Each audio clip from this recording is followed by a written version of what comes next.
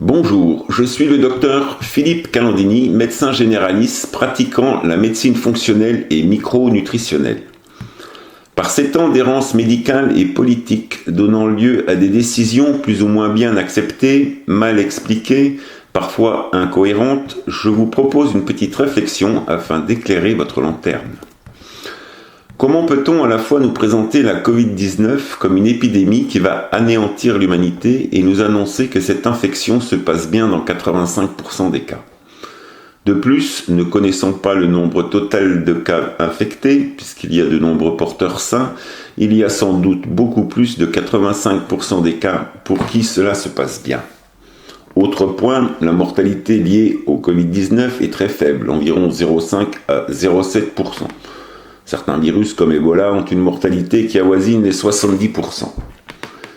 Tout ceci pour dire quoi? Que nous avons en fait un virus qui se propage facilement et qui infecte beaucoup de personnes. Et que malgré un taux de complications faible qui correspond aux personnes hospitalisées, vraisemblablement inférieur à 10%, et une mortalité faible, cela finit par faire quand même beaucoup de personnes hospitalisées ou mortes. Ce qui est bien évidemment inacceptable. J'ai le sentiment que les mesures prises, port du masque, distanciation sociale, lavage des mains, etc., jusqu'au confinement n'ont qu'un seul but, préserver le système hospitalier et ne pas passer pour des imbéciles, des irresponsables face à l'opinion publique.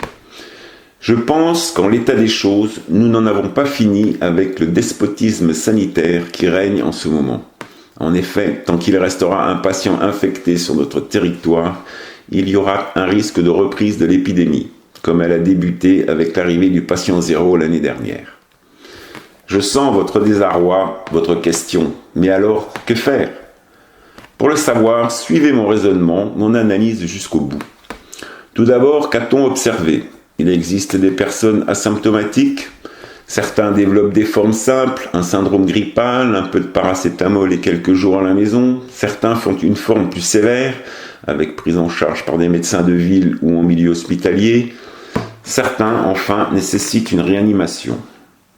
D'autre part, quels sont les acteurs de ce mauvais sitcom? Le virus, bien sûr. La personne, ensuite, en ayant bien à l'esprit que nous sommes tous différents en fonction d'une part de notre équipement génétique et de son expression, sous-tendu par le polymorphisme génétique et l'épigénétique, d'autre part de notre environnement au sens large, c'est-à-dire tout ce que nous mangeons, buvons, respirons. Comme dirait Einstein, tout ce qui n'est pas moi. Cet environnement, en particulier alimentaire, va conditionner les capacités de notre système inflammatoire et immunitaire et nos capacités antioxydantes. Chaque individu peut avoir une réponse inflammatoire faible, normale ou importante, une réponse immunitaire faible, normale ou importante, des capacités antioxydantes faibles, normales ou importantes. Voilà, les acteurs sont en place. Maintenant, voyons comment les différents scénarios peuvent se dérouler, c'est-à-dire comment les différents cas observés peuvent s'expliquer. Pour simplifier, 3 scénarios sont possibles. Pour les asymptomatiques et les peu symptomatiques, une fièvre de courte durée, un nez qui coule quelques jours par exemple, et qui n'ont peut-être même pas consulté un médecin, on peut émettre l'hypothèse, à vérifier bien sûr, qu'ils possèdent une réponse inflammatoire et immunitaire et des capacités antioxydantes normales. Bien qu'on puisse imaginer aussi qu'une réponse inflammatoire et immunitaire élevée puisse être contrecarrée par un statut antioxydant élevé. En effet, le système immunitaire utilise les radicaux libres, des oxydants, pour tuer le virus, avec un risque de dommages collatéraux importants sur les cellules présentes à proximité du virus si elles ne sont pas suffisamment protégées par les antioxydants. Tout ceci pourrait faire l'objet d'études pour nos penseurs et décideurs avides d'explications qu'ils ne trouvent pas. Encore faudrait-il qu'ils sachent quoi chercher. S'ils ont la curiosité, l'ouverture d'esprit et la patience d'attendre à la fin de cette vidéo, ils auront quelques pistes sérieuses. Revenons à nos scénarios. Pour la grande majorité des infectés, les fameux 85% pour qui cela se passe bien, il y a un mélange des niveaux de réponse inflammatoire, immunitaire et antioxydante qui n'entraîne pas de lésions importantes des tissus, avec une guérison à plus ou moins long terme. Par exemple, une réponse inflammatoire élevée avec une réponse immunitaire faible et des capacités antioxydantes normales basses. Pour l'infime minorité qui nécessite une action médicale plus active, agressive, voire le passage en réanimation, c'est le plus mauvais scénario, il y a une réponse inflammatoire et immunitaire élevée et des défenses antioxydantes basses, avec création de lésions tissulaires importantes, voire irréversibles, par emballement du système de défense. Le pauvre virus n'y est plus pour grand-chose.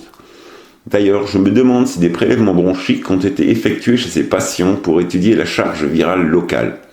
Encore un sujet potentiel d'étude pour qui vous savez. On nous dit que cette infime minorité est perclue de comorbidité, ce qui expliquerait leur mort ou leurs séquelles graves. Cette comorbidité correspond en fait aux maladies chroniques. Obésité, hypertension artérielle, diabète, rhumatisme, asthme, maladies cardiovasculaires et tant d'autres. Ce qu'il faut comprendre, c'est que ces maladies chroniques sont apparues bien avant l'épidémie chez ces patients, parce que ces patients avaient déjà développé le terrain propice à l'éclosion de ces pathologies, à savoir un état pro-inflammatoire et pro-oxydant. Les acteurs de premier rôle du scénario, le plus mauvais, étaient déjà présents. L'entrée en scène de l'acteur de second rôle, nommé Covid-19, précipite vers la fin tragique du scénario, l'hospitalisation, la réanimation. En plus direct et sans métaphore, on ne développe pas une pathologie chronique par hasard. On prépare le terrain pro-inflammatoire et pro-oxydant par ses habitudes de vie, en particulier alimentaires. Si un virus quelconque arrive sur un tel terrain, il y a emballement du système immunitaire et inflammatoire. La défense devient une offense et le patient nécessite une hospitalisation. Pasteur disait déjà, ce n'est pas l'agent infectieux qui est important, c'est le terrain. Voilà pour mon analyse de la situation, mais vous ne savez toujours pas quoi faire. Si vous avez bien suivi, vous comprendrez aisément que pour éviter un problème grave avec le Covid-19 et plus généralement, si vous souhaitez diminuer votre risque de développer une maladie chronique, il vous faut éviter un état pro-inflammatoire, pro-oxydant et avoir un système immunitaire qui fonctionne bien. Nous resterons aujourd'hui sur les réponses aux infections qui doivent être physiologiques, normales. Vous devez donc faire contrôler par un bilan sanguin les micronutriments nécessaires à une réaction de défense juste. Ce bilan doit comporter un statut en acide gras avec calcul du rapport AA sur EPA et du taux de DGLA, un dosage de la CRP ultrasensible, de l'indice OMA et Quickie, du zinc, du cuivre, des vitamines D, A, B12 et E, du sélénium, du glutathion, du magnésium et faire un test indiquant. Certains laboratoires réalisent ces examens biologiques spécialisés, non remboursés par la sécurité sociale, bien évidemment. À la suite de ce bilan, vous devrez procéder aux corrections, soit en modifiant votre alimentation, en augmentant la prise d'aliments riches en micronutriments carencés, en diminuant les aliments riches en micronutriments en excès, soit en utilisant des compléments alimentaires pour corriger les carences. Certains seront tentés d'utiliser à l'aveugle, sans contrôle préalable, des compléments alimentaires leur apportant ces micronutriments essentiels pour notre défense. Mais attention, un micronutriment en excès peut être nocif.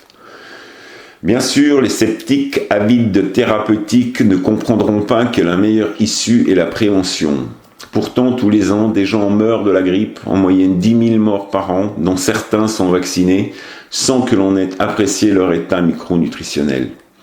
On nous fait miroiter le vaccin comme sauveur à grands coups de médias alors qu'il n'existe pas encore, et on oublie bizarrement qu'un vaccin ne sera efficace que si vous avez un système immunitaire qui fonctionne avec justesse. Sinon, bonjour les effets indésirables ou l'inefficacité. Affaire à suivre de très très près. J'en ai fini avec ces quelques réflexions. J'espère vous avoir redonné l'espoir. Les cartes sont entre vos mains, à vous de jouer. N'hésitez pas à diffuser, partager sans modération. Pour être plus forts que les lobbies, nous devons peser très très lourd pour avoir une chance d'être entendus. En vous souhaitant une bonne santé, merci pour votre écoute.